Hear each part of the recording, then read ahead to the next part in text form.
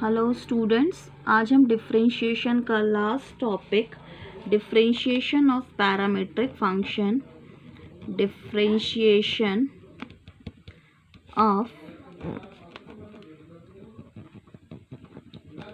Parametric function सीखेंगे।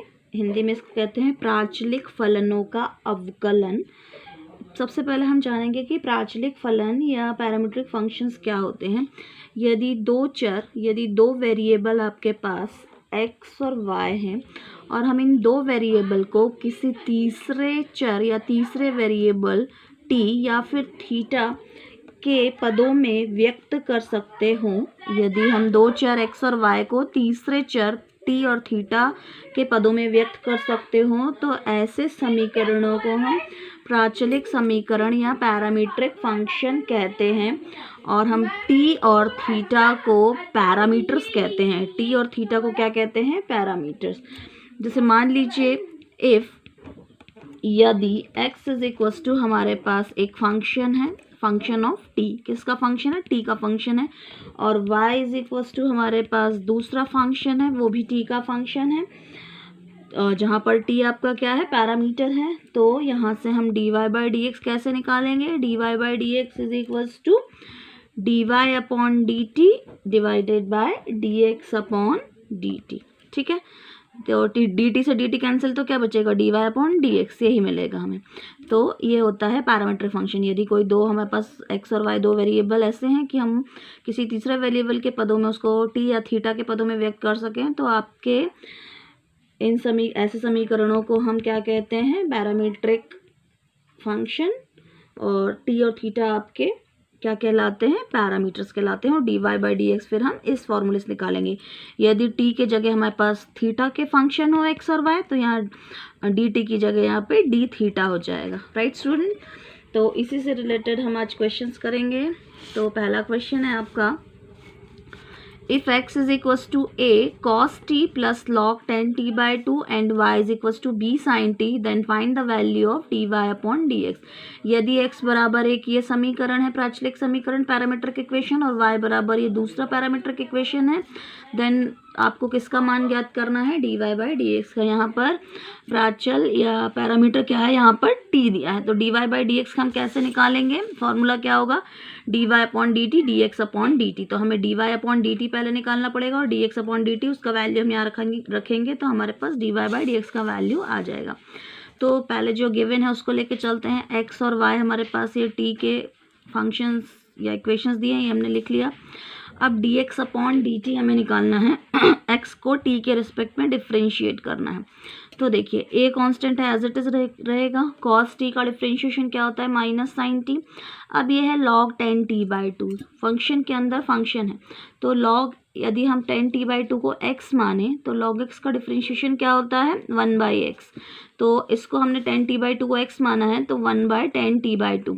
अब 10t by 2 का होगा, तो 10t बाई 2 का क्या होता है फॉर्मूला डिफ्रेंशिएशन का? 10x का क्या होता है? 10x का डिफ्रेंशिएशन होता है सेक स्क्वायर x। तो यहाँ पर लेकिन x की जगह क्या है? t बाई 2, तो ये हो जाएगा सेक स्क्वायर t बाई 2।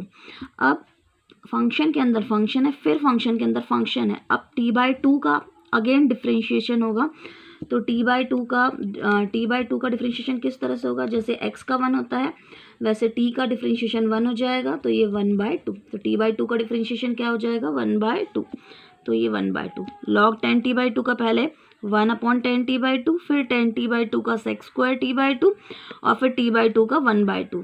तो पहले हमने log x इसको x मान के इसका किया, फिर 10t बाई 2 का किया, फिर t बाई 2 का डिफ्रेंशिएशन किया, तो ये आ गया।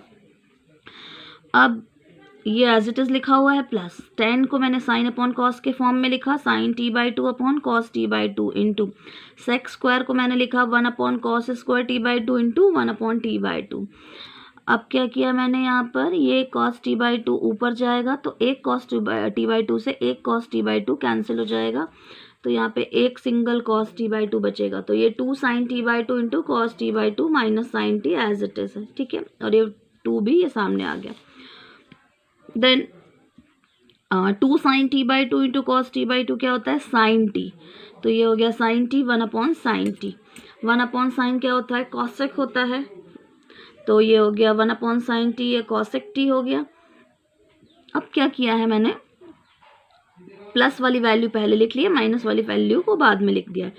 तो dx/dt हमारे पास क्या आया, a cosec t minus sin t। अब दूसरा पैरामीटर की इक्वेशन दिया है y = b sin t। तो यहाँ से हमको dy/dt निकालना है, तो b constant as it is रहेगा, sin t का differentiation cos t, therefore dy/dx का फॉर्मूला है, dy/dt का वैल्यू ये निकाला है हमने, और dx/dt हमने ये निकाला है। इस दोनों का वैल्यू हम यहाँ सब्सटीट्यूट करेंगे फॉर्मूले में, ये रखा मैंने। देन ये हो गया b cos t, इस इधर से मैंने cosec t को कॉमन लिया, cosec t मैंने कॉमन ले लिया, यहाँ 1 बचा, और ये sin t/cosec t हो गया। अब b cos t देखिए, 1/cosec क्या होता है, साइन होता है, तो यहाँ पर sin t हो गया, b cos t into sine T. ये a बचा है, 1 minus 1/cosec t sin t होता है, sin t into sine T क्या हो जाएगा, sin स्क्वायर t। ये हो गया b cos t sin t, a 1 minus sine square t is cos square t। एक सिंगल cos t से cos t कैंसिल हो गया, तो 1/cos t बचा, और ये b/a sin t। sin/cos क्या होता है, 10 होता है, तो b/a 10t। तो जो दो पैरामीटर की इक्वेशंस ये दी थी और आपको dy/dx फाइंड करने को बोला था, तो dy/dx क्या है आपके पास, b/a 10t। Right students. Second question है आपका, if x is equals to a cos cube t, y is equals to a sin cube t, then find dy/dx। x और y ये दिए हुए हैं, तब आपको dy/dx का मान ज्ञात करना है। तो जो चीज़ें पहले दी हुई हैं उसको हम लिख लेंगे, given x is equals to a cos cube t and y is equals to a sin cube t। अब पैरामीटर की इक्वेशन है, यहाँ पर t पैरामीटर है, t के रिस्पेक्ट में हमको डिफ्रेंशिएट करना है, तो dx/dt क्या हो जाएगा, a constant as it is लिखा हुआ है, cos क्यूब t का डिफ्रेंशिएशन क्या होगा, पहले x की पावर d/dx, x की पावर n का फॉर्मूला क्या होता है, nx n-1, ठीक है।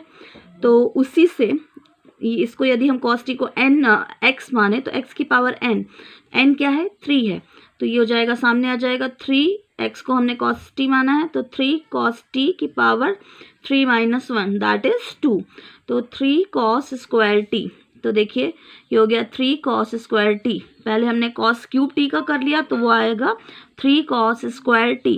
अब cos t का करेंगे, cos t का डिफरेंशिएशन क्या होता है, माइनस साइन t, फॉर्मूला है ये, ठीक है।